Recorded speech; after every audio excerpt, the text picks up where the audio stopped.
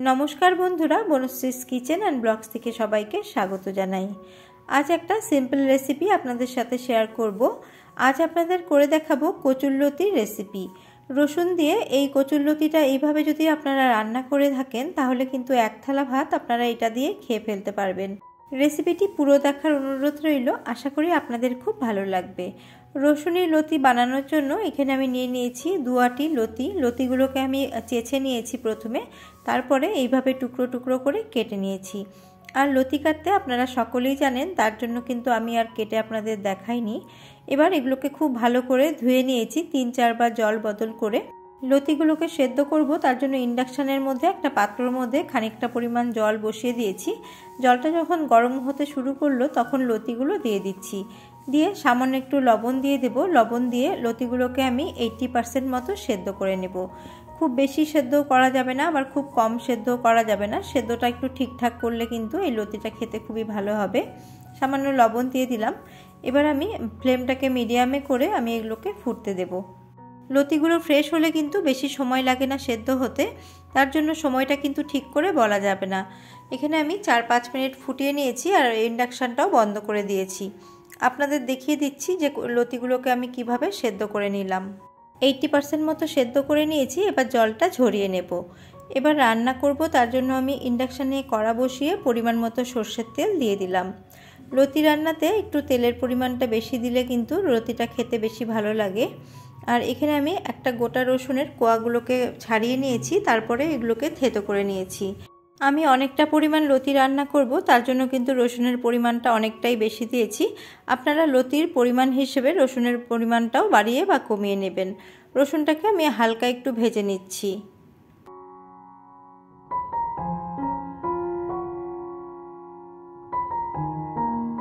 রসুন থেকে সুন্দর গন্ধ বেরোতে শুরু করলে এবার জল ঝরিয়ে রাখা লতিগুলো দিয়ে দিচ্ছি।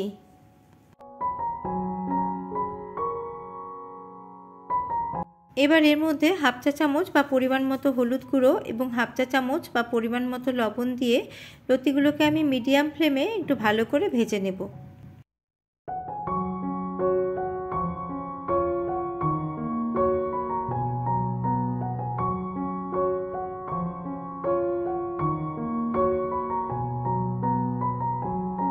এদিকে লতিগুলো ভাজা হতে থাক, আমি একটা মশলা বানিয়ে নেব।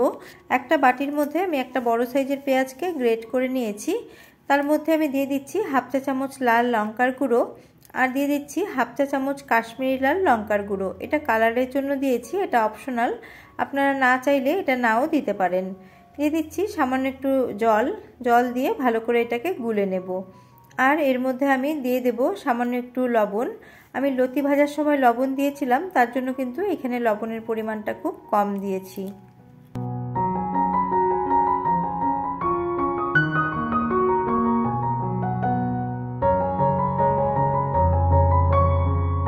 এদিকে লতিগুলো আমার প্রায় ভাজা হয়ে এসেছে। আমি অনবরত নাড়াচাড়া করে লতিগুলোকে ভালো করে ভেজে নিচ্ছি।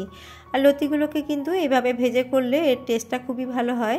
অনেকে না ভেজে এমনি মেখেও কিন্তু রান্না করেন, সেটা আলাদা রকম টেস্ট হয়, আর এটাও কিন্তু খুব ভালো হয়। এইভাবে আমি লতিগুলো ভেজে নিয়েছি। এখন দেখুন লতিগুলো কিন্তু অনেকটা কমে এসছে, অনেকটা মজেও গেছে। ঠিক এইভাবেই ভেজে নিতে হবে। আমার প্যানটা অনেকটাই বড় এবং ছড়ানো, তার জন্য কিন্তু আমি লতিগুলো একবারেই ভেজে নিয়েছি। আপনাদের যদি করা হয় তাহলে কিন্তু আপনারা লতিটা দুবারে ভেজে নেবেন, তাহলে কিন্তু খুব ভালো হবে। এবার আমি এর মধ্যে আরও 1 টেবিল চামচ সর্ষের তেল দিয়ে দিলাম। তেলটা গরম হয়ে গেলে আমি যে পেঁয়াজটা বানিয়ে রেখেছিলাম সেই পেঁয়াজটা দিয়ে দিচ্ছি। একই সাথে এর মধ্যে আমি 1/4 চা চামচ হলুদ গুঁড়ো দিয়ে দিলাম। দিয়ে ইন্ডাকশানের ফ্লেমটাকে বা টেম্পারেচারটাকে একদম লোতে করে দিয়েছি। লোতে করে দিয়ে এর মধ্যে যে একটা জলীয় ভাব আছে পেঁয়াজটার, সেই জলীয় ভাবটা না যাওয়া অবধি অনবরত নাড়াচাড়া করে নেব। জলীয় ভাবটা যখন চলে যাবে তখন পেঁয়াজের কাঁচা গন্ধটাও চলে যাবে।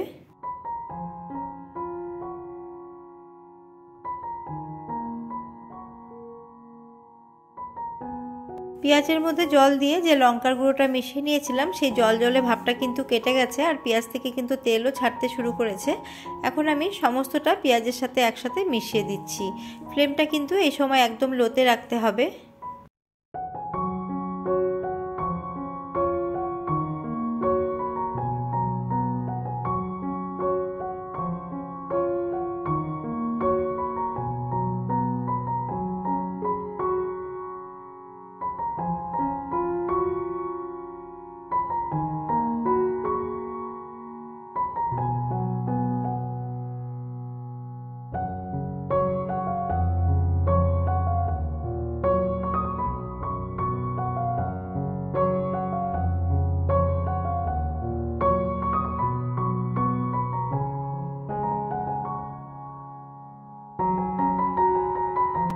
লো ফ্লেম করে পেঁয়াজের সাথে কচুরলতিগুলোকে 3 থেকে 4 মিনিট মতো আমি এইভাবে অনবরত নাড়াচাড়া করে করে ভেজে নিয়েছি। আর দেখুন রান্নাটা কিন্তু আমার প্রায় শেষের পর্যায়ে, এর মধ্যে কিন্তু আর কিছুই দিতে হবে না। এই সময় আপনারা নুনটা চেক করে নেবেন, আর আমিও নুনটা চেক করে নিয়েছি, একদম নুন ঠিক আছে, আর কিছু লাগবে না।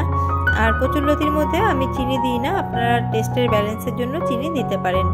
এটা এখন রান্না হয়ে গেছে, আমি এখন আপনাদের সার্ভ করে দেখাচ্ছি।